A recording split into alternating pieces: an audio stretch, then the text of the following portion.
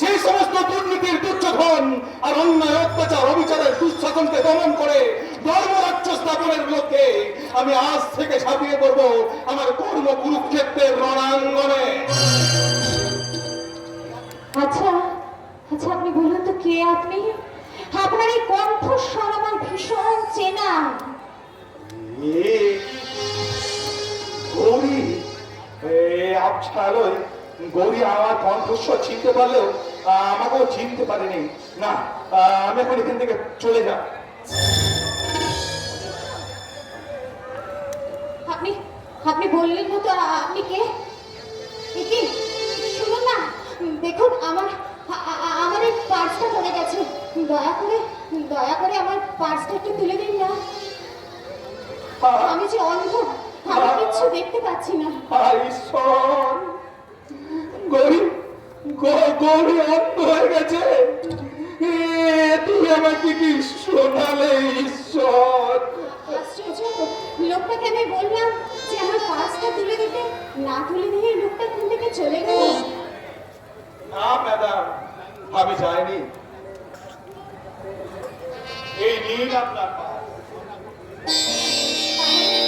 তাহলে আপনার পরিচয়টা কি? হয়তো দেবার মতো আজ আর কোনো পরিচয় নেই ম্যাডাম। কিন্তু তবু আপনার একটা নাম তো আছে। হ্যাঁ ম্যাডাম, আমার নাম রোহিত। আমার নাম রোহিত। রোহিত? হ্যাঁ ম্যাডাম, রোহিত।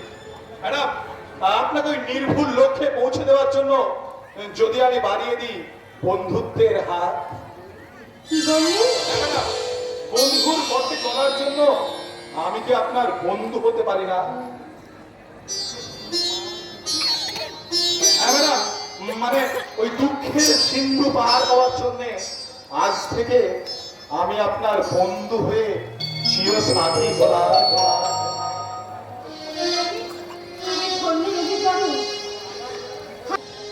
হ্যাঁ রোহিত বাবু, সত্যি আমার নতুন করে বাঁচতে ইচ্ছে করছে। আমি কাল পেতে শুনব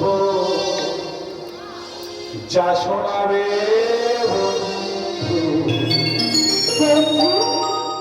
কত গান শুনিও কণ্ঠ